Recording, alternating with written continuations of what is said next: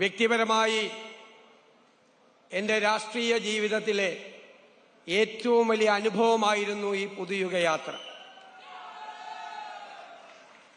ഈ യാത്ര ഹൃദയത്തിലേറ്റി, നെഞ്ചിലേറ്റി തിരുവനന്തപുരം വരെ എത്തിച്ച മുഴുവൻ UDF നേതാക്കളോടും പ്രവർത്തകരോടും നിറകണ്ണുകളോടെ ഞാൻ നന്ദി പറയുന്നു. നമ്മൾ ആരംഭിച്ചപ്പോൾ പ്രതീക്ഷിച്ചതിൻ്റെ എത്രയോ മടങ്ങ് ജനക്കൂട്ടമാണ്, ചെറുപ്പക്കാരും സ്ത്രീകളും അടക്കമുള്ള വൻ ജനാവലി ഈ യാത്രയെ അവരുടെ യാത്രയാക്കി മാറ്റിയത്. ഈ യാത്രയ്ക്ക് ചില സവിശേഷതകൾ ഉണ്ടായിരുന്നു.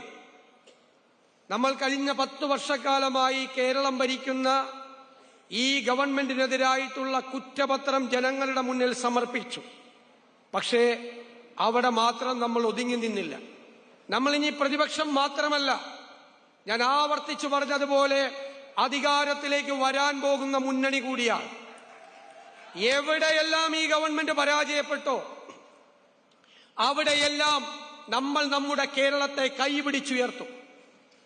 അതിനുവേണ്ടി തയ്യാറാക്കിയ പദ്ധതികൾ ആരോഗ്യ മേഖലയിൽ, വിദ്യാഭ്യാസ മേഖലയിൽ, കാർഷിക മേഖലയിൽ സ്വപ്നതുല്യമായ പദ്ധതികൾ, ഏറ്റവും സാധാരണക്കാരായ മനുഷ്യരുമായി 14 ജില്ലകളിലും നമ്മൾ സംവദിക്കാം പുതുയുഗത്തിനായി എന്ന ചർച്ച നടത്തി അവരിലൂടെ സമാഹരിച്ച ഡോക്യുമെന്റുകൾ എല്ലാം തയ്യാറാക്കി.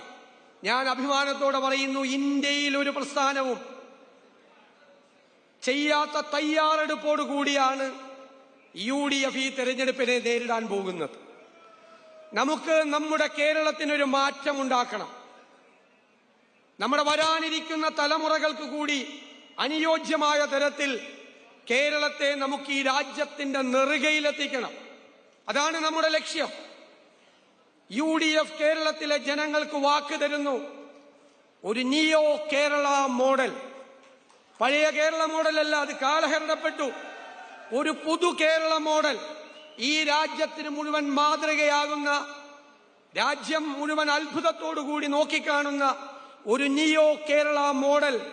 അതാണ് UDFന്റെ വാക്ക്.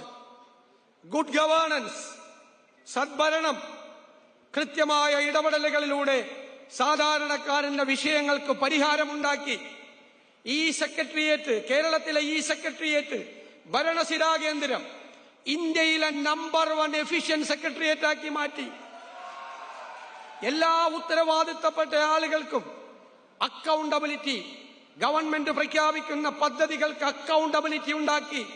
ആ അക്കൗണ്ടബിലിറ്റിയെ നിയമവൽക്കരിച്ച് സ്വകാര്യ സംവിധാനങ്ങളെയും കോർപ്പറേറ്റ് മേഖലകളെയും പോലും വെല്ലുന്ന എഫിഷ്യൻസി ഗവൺമെന്റ് സെക്ടറിൽ ഉണ്ടാക്കിയെടുക്കുക എന്നതാണ് UDFന്റെ ലക്ഷ്യം. അതിനുള്ള കൃത്യമായ പദ്ധതികൾ രാജ്യത്തിനകത്തും പുറത്തുമുള്ള വിദഗ്ധരുമായി ആലോചിച്ച് തയ്യാറാക്കിയ പദ്ധതികൾ, തൊഴിൽ രംഗത്ത് അത്ഭുതകരമായ മാറ്റമുണ്ടാക്കുന്ന, വിദ്യാഭ്യാസ രംഗത്ത് മാറ്റമുണ്ടാക്കുന്ന, ആരോഗ്യ രംഗത്ത് മാറ്റമുണ്ടാക്കുന്ന പദ്ധതികൾ UDFനുണ്ട്. ആ പദ്ധതികൾ ഫലപ്രദമായി നമ്മൾ നടപ്പാക്കുക തന്നെ ചെയ്യും. ഏറ്റവും പാവപ്പെട്ട മനുഷ്യർ, സങ്കടങ്ങളുമായി ജീവിക്കുന്നവരെ ഹൃദയത്തോട് ചേർത്ത് നിർത്തി അവരുടെ സങ്കടങ്ങൾ മാറ്റാനുള്ള പദ്ധതികൾ ഉണ്ടാകും. ഈ നാടിന് മുഴുവൻ മാറ്റമുണ്ടാകുന്ന തരത്തിൽ ഒരു വലിയ മാറ്റത്തിന് വേണ്ടിയിട്ടുള്ള തയ്യാറെടുപ്പോടുകൂടി UDF വരികയാണ്. ഞാൻ ദീർഘിപ്പിക്കുന്നില്ല. ഈ ജാഥയിൽ എന്നോടൊപ്പം പങ്കെടുത്ത മുഴുവൻ അംഗങ്ങളെയും ഞാൻ പ്രത്യേകമായി അവരോട് നന്ദി പറയുന്നു. കാരണം അവരെല്ലാം കഷ്ടപ്പെട്ട് അതിന്റെ കൂടെ ഉണ്ടായിരുന്നു.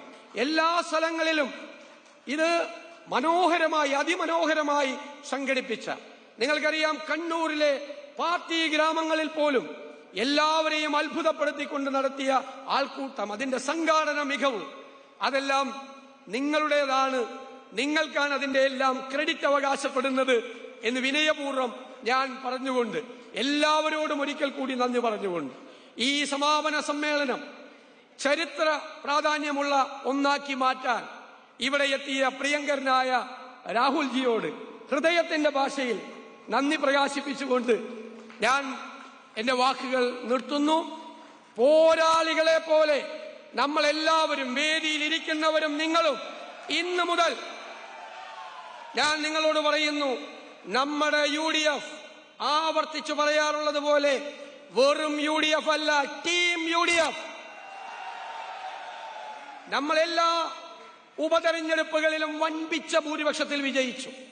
തൃക്കാക്കരയിലും പുതുപ്പള്ളിയിലും പാലക്കാടും നിലമ്പൂരും നമ്മുടെ ഭൂരിപക്ഷം അതിനു മുമ്പ് നമ്മൾ പ്രവചിച്ചു, ഇല്ലേ? തെരഞ്ഞെടുപ്പിന് മുമ്പ് നമ്മൾ പാർലമെന്റ് തെരഞ്ഞെടുപ്പിൽ ഉജ്ജ്വലമായ വിജയം നേടി. നമ്മൾ അതിനു മുമ്പ് എത്ര സീറ്റ് കിട്ടും എന്ന് നമ്മൾ പറഞ്ഞു. ഇവിടെ ലോക്കൽ ബോഡി തെരഞ്ഞെടുപ്പിൽ കഴിഞ്ഞ 30 വർഷക്കാലത്തെ ഏറ്റവും തിളക്കമാർന്ന വിജയം കിട്ടി. ആ വിജയവും നമ്മൾ പ്രവചിച്ചു. അതേ വഴിയിൽ അതിന്റെ ആത്മവിശ്വാസം നൽകിക്കൊണ്ട് ഞാൻ പറയുന്നു, ടീം UDF 100-ലധികം സീറ്റുമായി അധികാരത്തിലേക്ക് തിരിച്ചു വരും. അതിന്റെ ചുമതല മുഴുവൻ നിങ്ങളെ ഏൽപ്പിച്ചുകൊണ്ട് ഞാൻ എന്റെ വാക്കുകൾ നിർത്തുന്നു. നന്ദി, നമസ്കാരം. ജാഥ ക്യാപ്റ്റനായ VD സതീശൻ ജനങ്ങളെ അഭിസംബോധന ചെയ്ത്, കോൺഗ്രസ് അണികളെ അഭിസംബോധന ചെയ്ത് സംസാരിച്ചിരിക്കുന്നു. വികാര നിർഭരനായിരുന്നു. നിറകണ്ണുകളോടുകൂടിയാണ് VD സതീശന്റെ പ്രസംഗമുണ്ടായത്. നമ്മൾ ഇനി പ്രതിപക്ഷമല്ല, അധികാരത്തിലേക്ക് വരാനിരിക്കുന്ന മുന്നണിയാണ്. ടീം UDF ആണ്. 100 സീറ്റുകളിൽ അധികാരത്തിൽ വരും. കേരളത്തിലൊരു കേരള മോഡൽ മുന്നോട്ട് വെക്കും. ഇന്ത്യക്ക് മാതൃകയാക്കുന്ന മോഡലാകുമത് എന്നുള്ളതാണ് പറയുന്നത്. നാടിന് മുഴുവൻ മാറ്റമുണ്ടാകുന്ന തരത്തിലാണ് UDF വരിക. കണ്ണൂരിലെ 10 ഗ്രാമങ്ങളിൽ പോലും അതിശയിപ്പിക്കുന്ന തരത്തിലുള്ള ജനപങ്കാളിത്തം ഉണ്ടായി. അത് ആവർത്തിക്കും എന്നുള്ളതാണ് VD സതീശന്റെ പ്രതികരണം പുതുയുഗ യാത്രയിൽ.